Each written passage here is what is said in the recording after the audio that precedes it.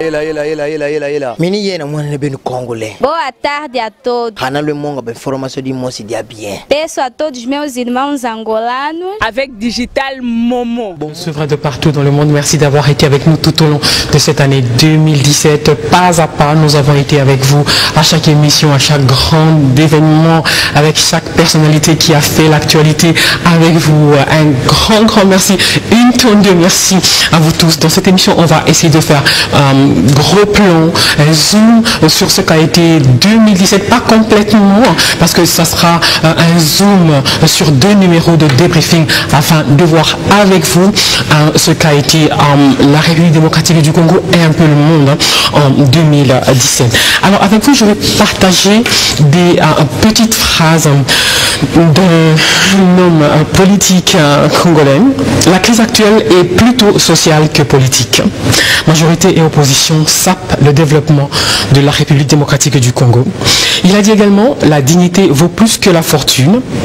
Et aussi, chose rare, sortie de la bouche d'un proche de la majorité présidentielle, il n'y a pas de distribution équitable de nos richesses. Celui qui l'a dit, c'est Dieudonné Kishi Kazadi. Il est le président du parti politique Congo Positif, un très jeune parti politique qui en est à sa 2e année. Il a totalisé une année en mai dernier. Il était l'une des superstars à la veille des élections de 2011 avec son association Objectif 2011. Je dis superstar parce qu'il y avait énormément de gens qui portaient à bout de bras la candidature du président Kabila à la veille des élections de 2011. Et lui, il avait Objectif 2011. Et après ça, il a créé un parti politique Congo Positif. On s'attendait, j'étais pas la seule, nous attendions à ce qui est peut-être Objectif 2016, Objectif 2018, il va nous le dire. Dieudonné Kishi Kazadi, bonsoir. Bonsoir Mamina. Bonsoir. Alors, il y a eu Objectif 2011. On s'attendait à Objectif 2016 ou 2018. Pourquoi il n'y a pas eu une suite? Bon, lorsque nous disons Objectif 2011, en réalité c'est un message. Et ce que nous sommes en train de faire aujourd'hui, Congo Positif, c'est en fait la continuité. Seulement qu'on ne peut pas dire Objectif 2018 parce que le travail, en fait, le travail électoral, c'est un travail qui est inscrit dans notre constitution où on dit tous les 5 ans, il doit y avoir des élections dans notre pays. Et donc, désormais, ce travail est porté par un parti politique. C'est porté par un parti politique. 2011, c'était que la continuité du programme qui avait été mis en place par le président Kabila en 2006 devait aider le pays à avancer. Ce qui fait qu'il fallait une certaine continuité. C'est comme ça que l'association a été dénommée Objectif 2011. Et maintenant, le travail va au-delà de 2011. Donc, il ne peut plus porter le nom de Objectif 2018. Il s'agit maintenant de Congo Positif, un parti politique qui a un programme, qui a des idées et qui estime que les élections sont la voie royale pour le développement de notre pays. Alors, ne pas avoir mué Objectif 2011 en 2016 veut dire peut-être que vous sentiez qu'il n'y aurait pas élection en 2016. Bon, nous sommes de ceux qui savaient depuis très longtemps qu'il ne devait pas y avoir élection en 2016. Ah. Oui, nous l'avons dit plusieurs fois.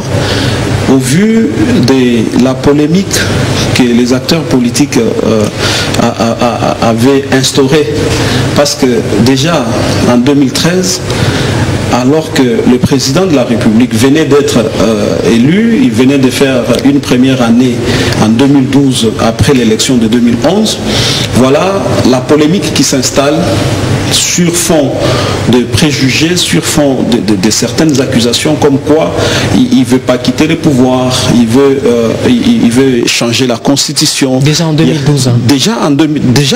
Donc ça a pris corps déjà en 2013. Et tout ça avait un objectif justement, et c'est ce qu'on a vu, ce qu'on verra en 2016, où on appelle au dialogue. On appelle au dialogue, et Et cette fois-là, les dialogues, ce n'est plus un dialogue entre deux candidats dont l'un est accusé d'avoir pris les pouvoirs de l'autre, mais les débats s'étendent à toute la classe politique pour qu'on organise un dialogue. Cependant, lorsqu'on fait ce travail-là, lorsqu'on fait cette incursion, alors qu'il y a un mandat qui est en train de courir, qu'est-ce qui se passe? Ce qui se passe, c'est que la Constitution, malgré tout ce qu'elle a organisé comme arsenal pour la stabilité et la continuité du pouvoir, l'exercice tranquille du pouvoir, il y a des gens à côté qui disent non, comme on n'a pas organisé les élections, nous devons les organiser ensemble. Et c'est par là qu'on a dérapé. C'est par là qu'on a dérapé. Jusqu'aujourd'hui, nous en sommes là. Et il faut dire que déjà en 2012 ou en 2013, il y avait eu des signaux ambigus venant d'une rencontre à Kingakati, d'où étaient sortis certains de vos amis de la majorité présidentielle avec des slogans Totondi Onanouté, révision de la Constitution, etc. etc. Bon, il est bien possible, mais cela ne peut pas, pour autant que ce n'est pas organisé par la Constitution, parce que le repère, c'est la Constitution. En politique, on peut se provoquer, on peut tâter des choses, mais ça ne doit pas nous faire perdre les Nord. Les Nord, c'est la Constitution. Nous avons perdu les Nord à partir du moment où on a dit que le pouvoir n'a pas organisé les élections et qu'il faut qu'on organise les élections ensemble. Alors c'est ouvert le bal qui est là, qui a montré à tous les analystes sérieux que les élections devenaient à partir de ce moment un sujet de négociation. Alors que nous avons encore aujourd'hui une constitution qui dit que les élections doivent être organisées tous les 5 ans dans notre pays. Alors, au lieu, et à côté de ça, la cible, c'était le président de la République. Au lieu de cibler l'organisation des élections.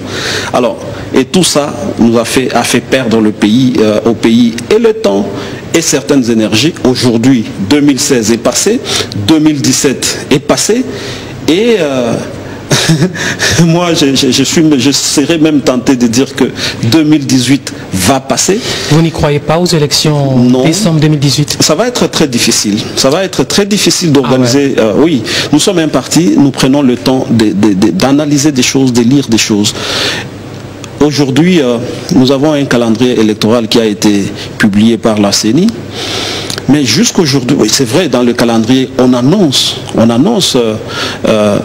l'enrôlement des Congolais de l'étranger. Or, on parle, la CENI elle-même et probablement le ministère des Affaires étrangères parlent de 67 pays. Mais il n'y a pas 67 pays, il n'y a pas que 67 pays où il y a des Congolais qu'il faut enrôler. Donc, c'est déjà ça, la prochaine polémique, les prochains problèmes que nous aurons sur l'organisation des élections va porter sur cette question-là. Et nous, Congo Positif, nous avons peut-être le bonheur ou peut-être le malheur aussi d'annoncer des choses comme ça. Et c'est ce qui va arriver. Ces débats sur l'enrôlement, nous l'avons annoncé depuis très longtemps, l'enrôlement des Congolais de l'étranger. Nous avons publié des communiqués. Aujourd'hui, la CENI ne se cache pas. Elle dit que c'est 67 pays où, conformément à la loi, notre pays a 67 ambassades. Parce que la loi sur l'enrôlement et l'identification des électeurs dit qu'on ne peut enrôler que dans nos ambassades. Mais qu'est-ce qui va se passer dans des pays où la République n'a pas d'ambassade? Alors, c'est les prochains débats et vous allez voir. Alors, vous définiriez comment vous, un kabiliste pur et dur, un kabiliste modéré? Moi, je pense que aujourd'hui, on ne peut pas être extrémiste. Aujourd'hui, la politique nous invite à une certaine modération, mais dans la rigueur des choses. La rigueur des choses nous impose de ne pas faire des incursions, de ne pas faire des réclamations extra-constitutionnelles. Parce que ce sont ces réclamations extra-constitutionnelles qui nous ont amenés à tout ce qui est là aujourd'hui. Lesquelles, par exemple? Organiser les élections ensemble. L'opposition majorité. Déjà, ce n'est pas écrit dans la Constitution. Ce n'est pas écrit. Il y a un pouvoir qui a été élu, qui a été mandaté pour gouverner la République, y compris pour organiser les élections. À partir du moment où on négocie pour organiser les choses ensemble, on s'est écarté, on s'est vraiment écarté. Vous faites allusion à quoi? La composition du bureau de la commission électorale? Non, la composition du bureau électoral a toujours été hétéroclite, mais c'est plutôt le gouvernement, par exemple. Aujourd'hui, nous avons un accord qui demande que les premiers ministres et un certain nombre de ministres viennent de l'opposition qui, du reste, et ça, il fallait toucher. La Constitution aujourd'hui a été pratiquement violée parce que le Premier ministre n'est même pas venu du parti majoritaire à l'Assemblée. Vous voyez? Et depuis un moment, nous nous accommodons de ce genre de solutions. Nous nous accommodons de ce genre de solutions qui ne vont nous amener nulle part, qui ne pourront jamais nous amener quelque part parce que... et le plus dur, c'est que nous escamotons le vrai débat. Le pouvoir, nous esquivons le pouvoir vrai négocie débat. avec l'opposition pour survivre. Mais en politique, c'est normal. En politique, c'est normal qu'un pouvoir négocie avec l'opposition, quitte à l'opposition de se montrer respectueuse de ses principes, de la Constitution, des textes qui régissent. D'où vient que vous négociez des choses qui peuvent arriver à casser la Constitution, par exemple. Comme aujourd'hui, ça doit être, c'est clair. C'est clair que l'accord a violé la Constitution. C'est très clair. Et vous voyez des gens qui vous disent nous avions accordé un mandat, nous avons donné un bonus. De quel droit quelqu'un peut donner si ce n'est plus les Congolais dans leur ensemble qui peuvent donner un bonus, qui peuvent donner un certain temps? Et vous voyez les écarts, vous voyez comment on s'est vraiment écarté des choses. Alors, la légitimité, les gens ont eu les culots de dire que la légitimité du pouvoir venait de l'accord. Or, l'accord n'est assis sur aucune disposition de la Constitution. Et toutes ces choses, Congo Positif les a dénoncées. Congo Positif les a dénoncées. Bon, peut-être que on ne nous a pas entendus en son temps, les gens étant focalisés sur ce qui était leur calcul pour arriver à certains résultats. Mais aujourd'hui, les choses sont là. C'est clair que nous sommes en pleine violation de notre Constitution. C'est clair que ces choses ne vont pas nous amener aux résultats que nous attendons. Et les plus grands, c'est l'organisation des élections. Voilà pourquoi, il y a un moment, vous avez suggéré une transition de 3 ans. Elle est importante, cette transition de 3 ans, pour régler les problèmes. Vous savez, nous faisons beaucoup de choses en esquivant les problèmes. Aujourd'hui, la CENI dit nous allons enrôler les Congolais de l'étranger dans 67 pays. Alors qu'il y a plus ou moins 190 pays au monde où il y a des Congolais aussi. Donc, vous n'allez pas... Et en règle diplomatique, il y a parfois une ambassade qui regroupe plusieurs pays. Mais ces plusieurs pays-là sont si éloignés. Vous n'allez pas demander, je prends un cas. Si notre ambassade pour la région de l'Ouest, si notre ambassade est située à Bamako, par exemple, au Mali, comment vous allez demander à quelqu'un qui est au Togo de venir au Mali pour s'enrôler? Il faut qu'il y ait une disposition politique qui décide de comment on peut faire pour atteindre les autres Congolais qui ne sauraient pas venir dans les ambassades classiques où il y a la représentation diplomatique de notre pays. C'est vrai qu'il y a des problèmes de distance ou d'accessibilité de certains de nos compatriotes vivant à l'étranger au consulat et à nos chancelleries justement, mais on n'a pas entendu justement les Congolais de l'étranger se lever pour réclamer leur inscription au fichier électoral. Ils sont nombreux plutôt à réclamer le départ de Joseph Kabila.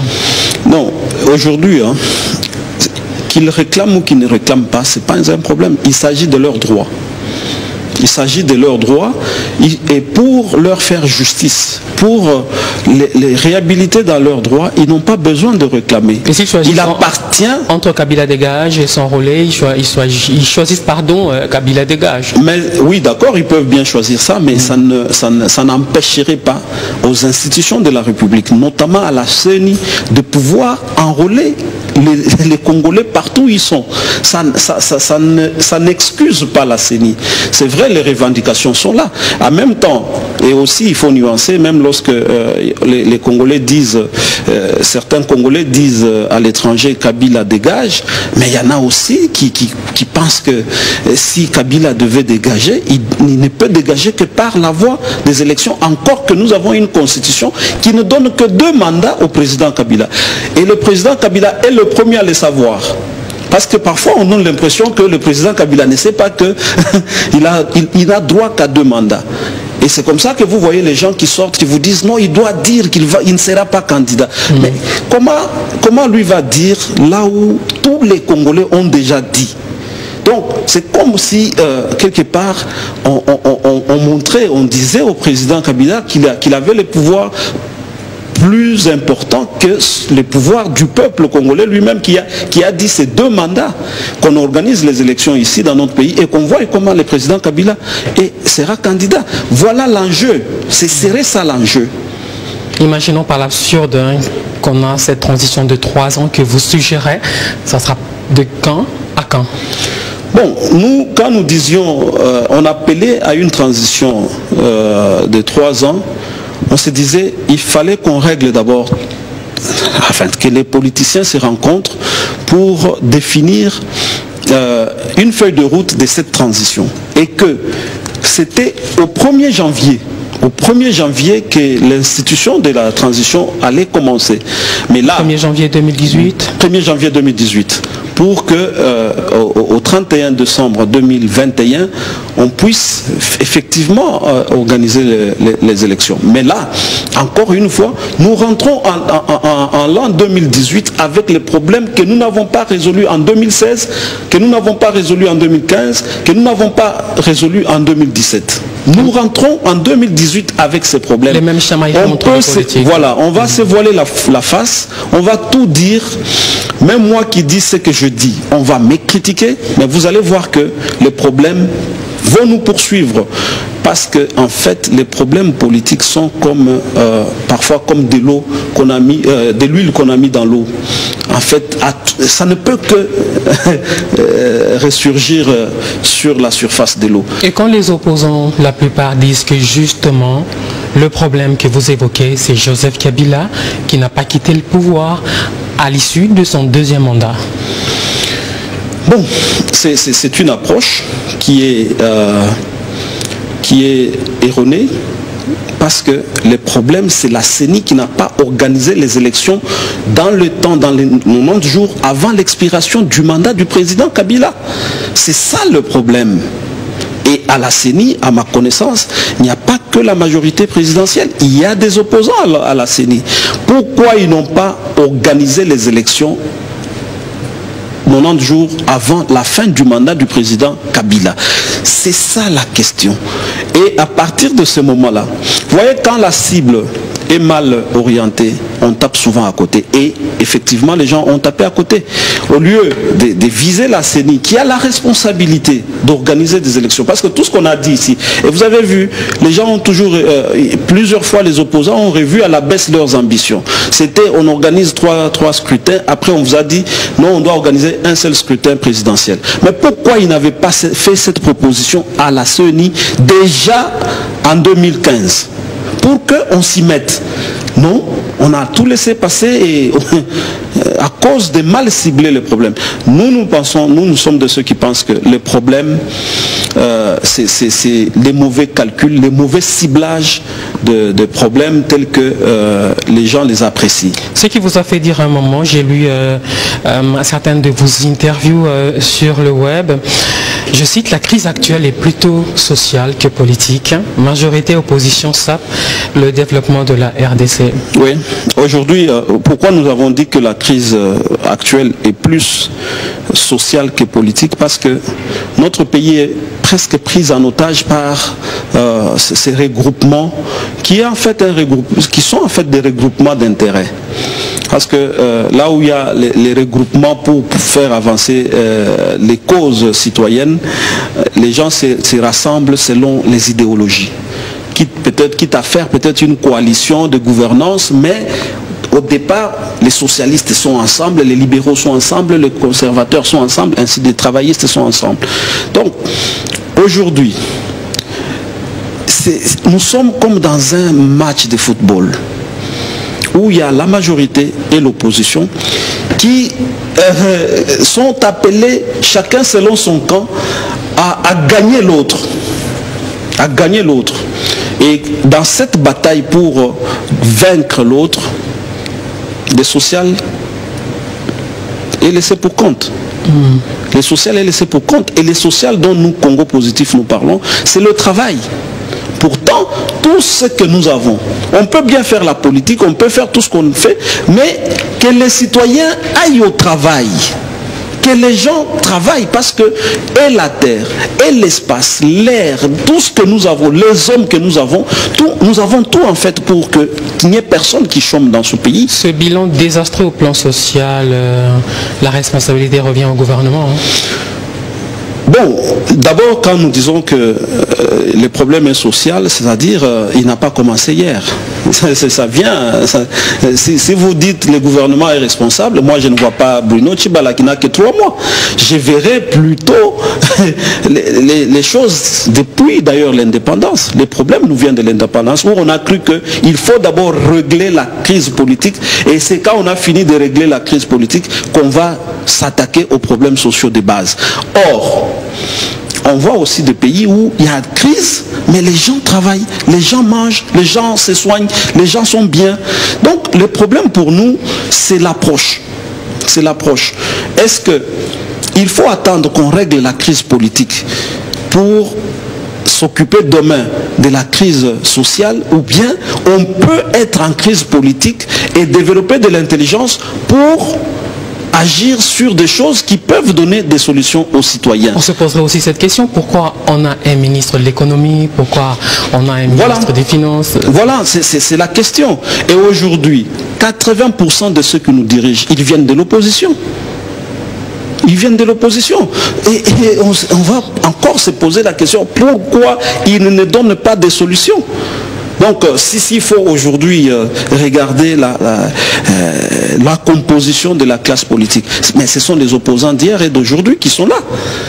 Alors, donc, si on peut pointer les doigts à quelqu'un qui n'a pas donné de solutions, regardez, les ministres de l'économie, en tout cas, il ne vient pas d'un parti de la majorité présidentielle. Hein. Joseph Kapika, il est de l'UDPS. Voilà.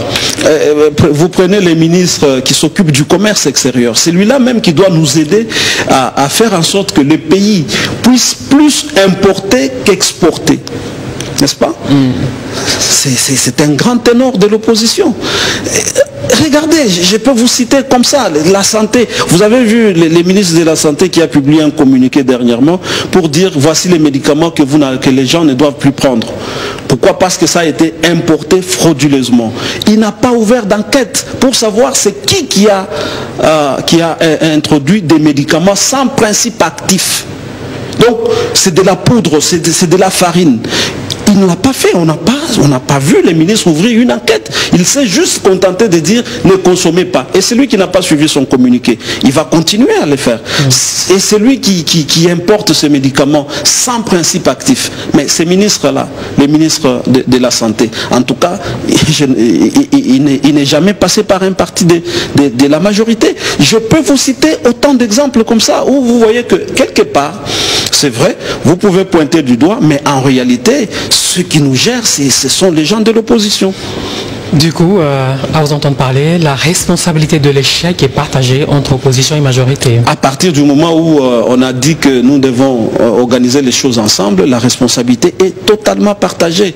Parce que je ne sais pas comment on va nous dire que l'économie se porte comme il se porte aujourd'hui, alors que le secteur est tenu par quelqu'un qui vient de l'opposition. Beaucoup disent que cette crise, c'est parce qu'il n'y a pas eu élection et parce qu'il n'y a pas de volonté politique pour appliquer l'accord.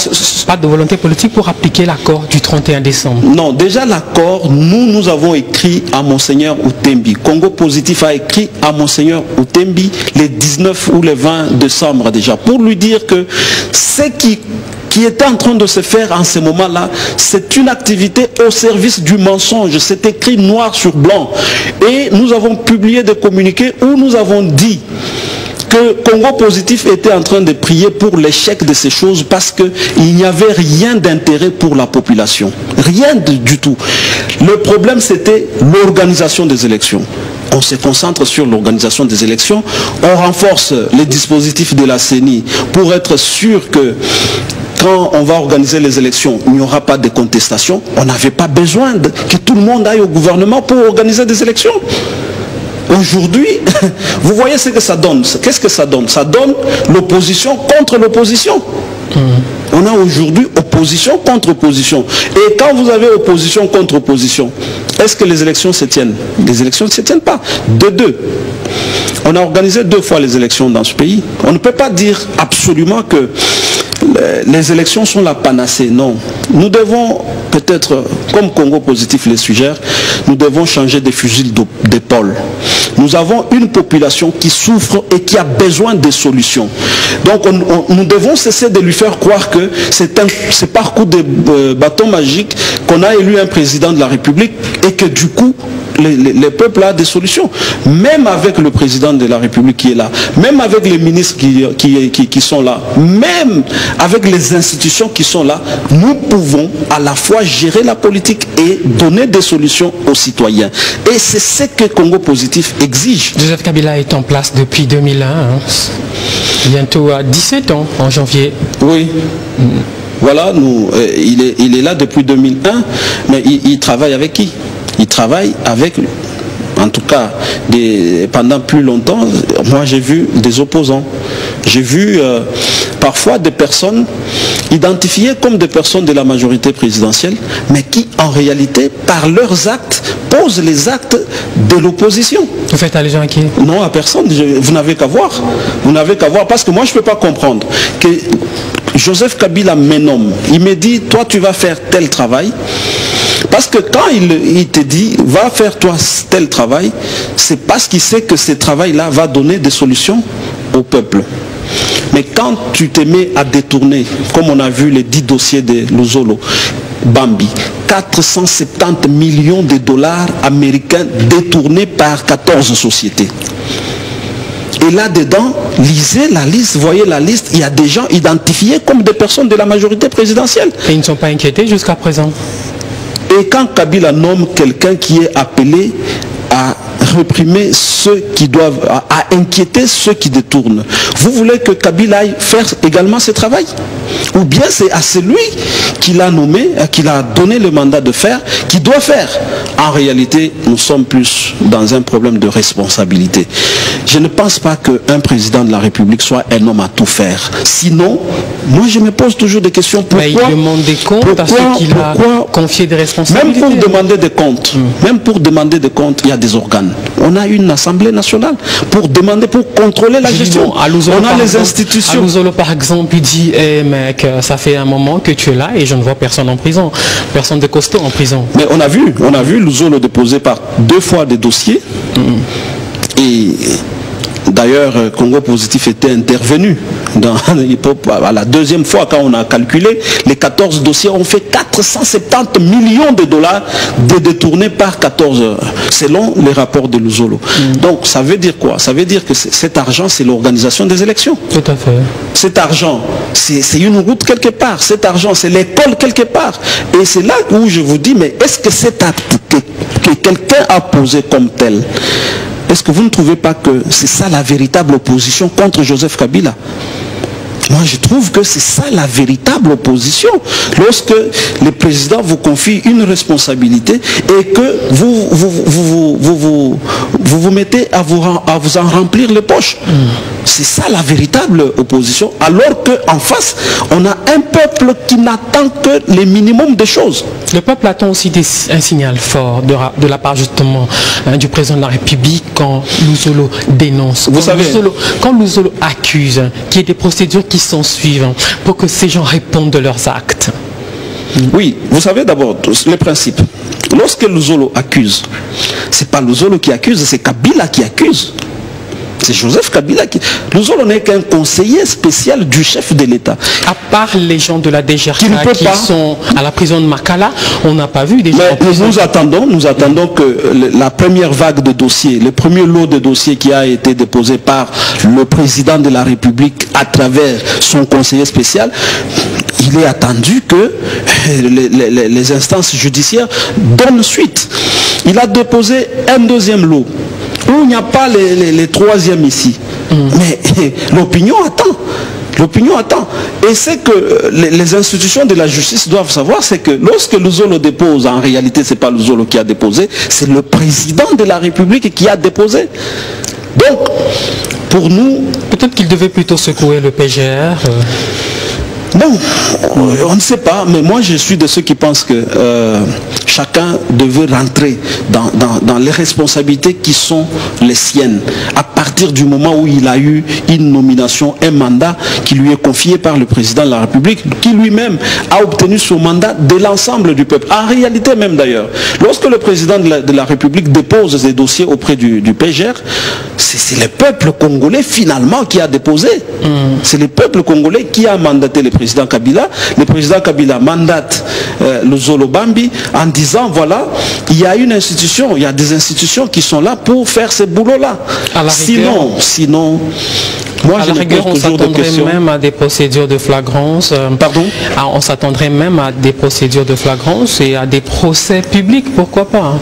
Oui, en tout cas l'opinion attend. C'est comme ça que vous avez vu même pour les derniers dossiers ici, l'opinion a acclamé, l'opinion a trouvé. Mais c'est tellement bizarre que ça a été fait, mais les gens voient Luzolo au lieu de voir les chefs de Luzolo. Vous voyez, c'est Kabila qui a fait arrêter, je peux dire, à travers son conseiller spécial. Okay. Parce que quand vous lisez l'ordonnance qui organise les services de Luzolo, il ne peut rien faire sans rendre compte au président de la République.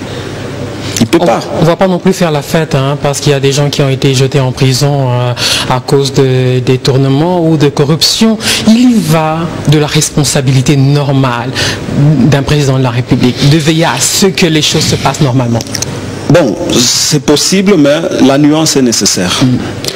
Parce que en théorie des organisations, il y a une certaine hiérarchisation des rôles. Si le président de la République doit faire le travail du ministre, le travail du chef de quartier, finalement, à quoi ça va servir de nommer, de mettre tous ces gens dans le rôle où ils sont? C'est ça les problèmes. Moi, je suis de ceux qui pensent que si chacun de nous, là où il est, il prenait à bras le corps les responsabilités qui lui sont confiées par le président de la République, je pense qu'on ne vivrait pas la situation que nous sommes en train de vivre aujourd'hui. Le problème que nous avons, c'est que les gens, ils courent pour se faire nommer, mais lorsqu'ils sont assis dans le fauteuil d'État, ils oublient qu'ils sont les mandataires indirects du peuple à travers la nomination du président de la République. On peut citer, hein, à titre d'exemple également, la crise des ordures ménagères à travers Kinshasa. Il y en a partout. Kinshasa est sale. Et les chauffards, hein, sur les routes de Kinshasa. Vous avez raison, c'est pas Joseph Kabila, hein, qui va... Non, c'est pas Joseph Kabila. Si Joseph Kabila devient le gouverneur de la ville de Kinshasa pour aller assainir, vous imaginez... Mais à un moment, il devait dire stop. C'est pas non plus à Kabila de dire stop directement. Il y a un organe délibérant de la ville de Kinshasa. Est-ce qu'il a dit stop? Est-ce qu'il a dit stop? Et que la ville a continué à être sale? Pas du tout. une autre de vos petites phrases, il n'y a pas de distribution équitable de nos richesses. C'est rare d'entendre ça de la bouche d'un proche de la majorité présidentielle. Oui, tout à fait. La redistribution pose problème parce que le clivage est là. Au Congo, soit vous êtes extrêmement pauvre, soit vous êtes extrêmement riche. Et même la richesse, le problème c'est qu'elle n'est pas facile à retracer pour beaucoup d'entre nous. Pour beaucoup d'entre nous, on ne sait pas quand est-ce qu'on a commencé à travailler, qu'est-ce qu'on a gagné pour atteindre ce qu'on a aujourd'hui. Et ça, ce sont des problèmes. Donc, la redistribution de richesses, c'est quelque chose qui crée la cohésion nationale. Parce que chacun se retrouve dans les richesses de la République. Et c'est à partir de ça qu'on peut se lever. Lorsqu'il y a des menaces, s'il y a des choses contre la République, on se lève parce qu'on sait que si on touche à la République, on touche en réalité à mes intérêts. Mais tout ça, est-ce qu'il faut que ça soit expliqué aux gens ou bien ils le savent? Les gens sont censés le savoir. Donc, moi je pense qu'il y a un grand travail qu'il faut faire. C'est vraiment de conscientiser les gens pour qu'ils regardent le peuple en face. Voilà pourquoi vous aviez aussi proposé à un moment un dialogue social. Vous l'envisagez comment? On partait justement de l'idée que depuis 60, on va de crise en crise, de dialogue en dialogue. Et depuis 60, on a cru qu'il fallait, comme je l'ai dit tout à l'heure, il fallait régler les problèmes politiques pour que les problèmes politiques nous aident à régler la crise sociale. Mais est-ce que ce n'est pas possible de tenir un dialogue social? Parce que en réalité, c'est ce dont le Congo a besoin.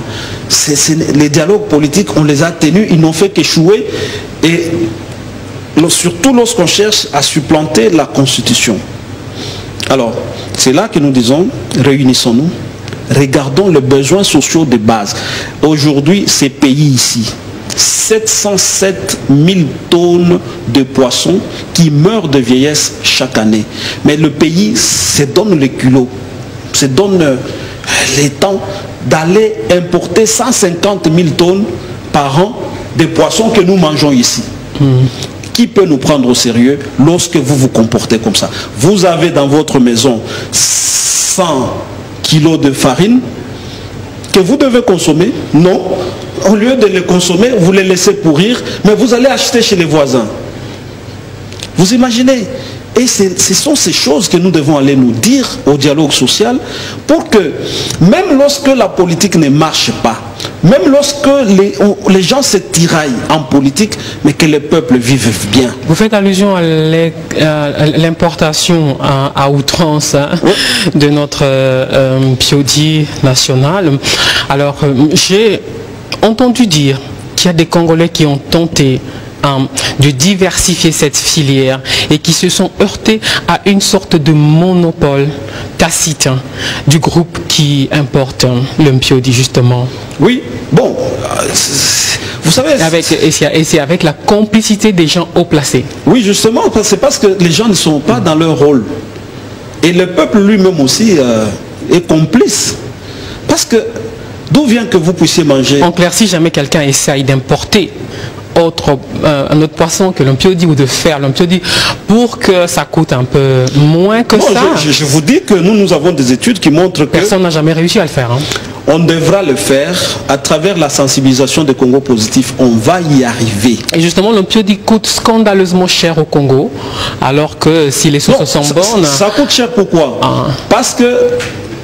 D'abord, c'est des choses qu'on achète le carton à l'Expa en Namibie ou je sais pas, en Namibie si je ne m'abuse, peut-être moins de $10. Oui. Et aujourd'hui, le MPOD coûte quoi? Au-delà de $50? Au-delà de $50. De $60? Oui. Tout ça pourquoi? Parce que d'abord, c'est des poissons qu'on prend de manière industrielle. On les amène ici avec tous ceux qui sont dans la filière qui vous aident à faire entrer ça frauduleusement. On ne paye pas la douane, on ne paye pas tout ce qu'il faut payer. Et du coup, ça rentre presque... Il y a des commissions et des rétrocommissions. Voilà. C'est un gros dossier en fait. C'est un gros dossier. En fait. Pourtant, on peut effectivement produire localement. Et les gens peuvent justement aussi se retrouver. Est-ce que ce n'est pas chez nous qui a le lac le plus poissonneux. C'est le lac Tanganyika. Voilà. 250 espèces de poissons qui meurent de vieillesse dans le lac Tanganyika. Le lac Tanganyika, c'est à 2000 km d'ici. Et les entrepreneurs qui font cette filière, le lac Tanganyika est un peu partout au Katanga et dans les environs. C'est juste des bons petits commerçants. Ce sont des petits commerçants, ce sont des artisanaux qui ne peuvent pas... C'est de l'artisanat en fait. Oui. Il n'y a pas de pêche industrielle sur le lac Tanganyika. Il n'y a pas de pêche industrielle sur le lac Tanganyika parce que la République n'a pas un seul bateau de pêche industrielle à lui. Est-ce que vous pouvez trouver ça normal? Madame, j'ai ici dans mon téléphone les images des bateaux de pêche qui m'ont été envoyées justement par un des journalistes de B1 qui est en contact aussi avec d'autres personnes à l'étranger.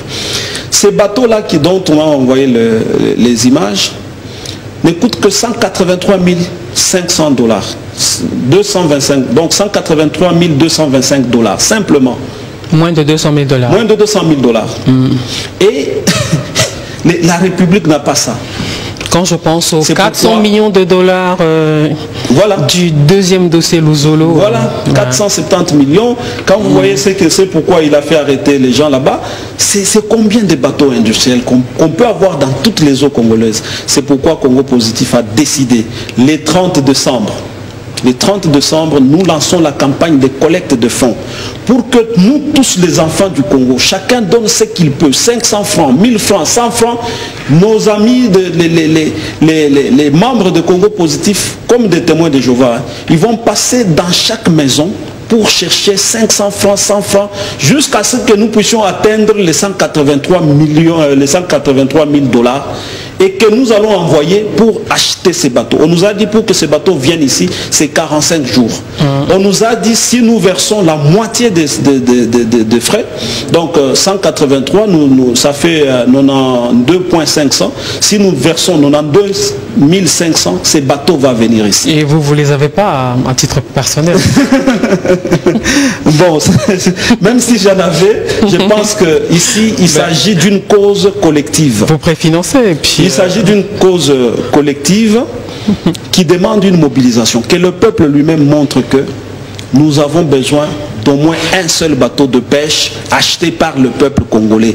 Un peu comme les Congolais ont fait lorsque notre frère, l'honorable Zachary, avait besoin d'un émetteur. Les Congolais, les Kinons, lui ont acheté. Cette fois-ci, nous allons nous faire acheter, faire des collectes pour que le Congolais lui-même achète son bateau de pêche industriel. Et c'est une opération qui commence le 30 décembre. Nous commençons ce 30 décembre pour montrer que d'abord c'est possible et que nous voulons désormais que les choses s'effacent dans notre pays.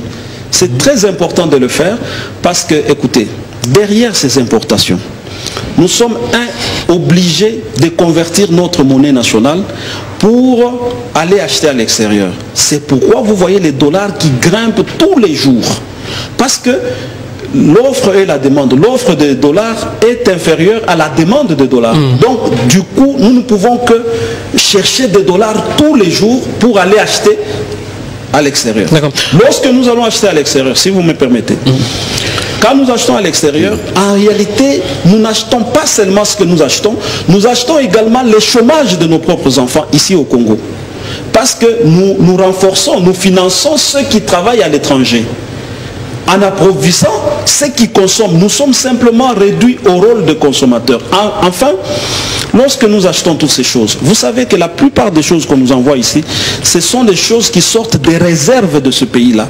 Lorsqu'ils voient que les quantités qu'ils ont en réserve veulent expirer, envoyer dans la poubelle, c'est au Congo.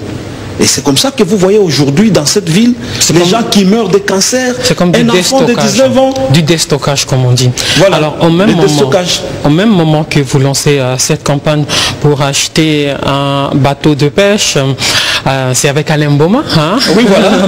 Bon, merci. Mon ami Bibian qui présente l'émission Le Point. Je crois qu'il serait bien aussi, avec un groupe de journalistes, que nous puissions monter une équipe pour voir clair dans cette sorte de monopole sur l'importation du Mpiodi en République démocratique du Congo.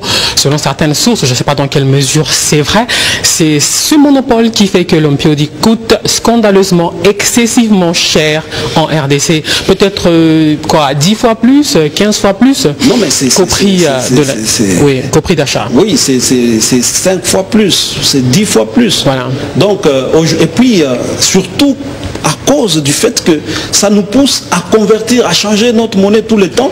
Et aujourd'hui, les Congolais qui touchaient à la fin du mois $1000, aujourd'hui il est réduit à $500. Voilà. L'une des causes, c'est le fait que nous sommes toujours appelés à acheter les dollars pour aller acquérir des choses à l'étranger. On a fini. Donc c'est nécessaire. C'est nécessaire vraiment que vous puissiez jeter un coup de projecteur sur la filière des importations dans notre pays. Qui fait que le Mpiodi coûte si cher en République démocratique du Congo? On va peut-être y répondre. Pas peut-être, on va y répondre. On va tenter d'y répondre dans les prochaines semaines ou dans les prochains jours. À moins que ce soit des gens tellement puissants qui veulent nous écraser. Non, vous savez, devant un peuple... nous écraser. Non, écoutez, madame, devant un peuple qui veut bien vivre, il n'y a aucun puissant. D'accord. Il n'y a aucun puissant. Donc, il y a des filières qui sont dans ça, qui organisent un monopole pour voler les Congolais, qu'ils commencent à se raviser. Parce qu'il y a un vent qui va emporter toutes ces choses des importations dans ce pays. Merci. Dieudonné Kishi d'être passé dans le débriefing. On a terminé. Juste un mot pour conclure. Je vous remercie, ça a toujours été mon rêve, je l'ai dit ici, de passer une émission avec vous, Mamina. Je suis un homme comblé aujourd'hui et merci parce que le professionnalisme de votre travail n'est plus à démontrer. Les Congolais, je leur demande d'être attentifs au travail des Congo Positifs parce que c'est vraiment un travail qui est porté sur le bonheur de ce peuple. Nous voulons que le 30 décembre, nous puissions lancer cette campagne-là de collecte de fonds, 500 francs, 100 francs, 200, partout dans le pays pour que nous puissions obtenir $183 000 qui nous permettront d'acheter notre premier bateau comme citoyen et le reste, nous allons l'organiser ensemble. Merci beaucoup. Alors, je vais dire, juste pour conclure, que cette opération démontre l'incapacité de nos dirigeants à industrialiser notre pêche, malheureusement. Dieudonné Kishi Kazadil est le président de Congo Positif. C'est un jeune parti créé en mai 2016. Merci à vous de nous avoir suivis de partout dans le monde en rediffusion demain à 7h15. Vendredi également à 7h15. On se retrouve la semaine prochaine pour un autre débriefing. On termine par un selfie.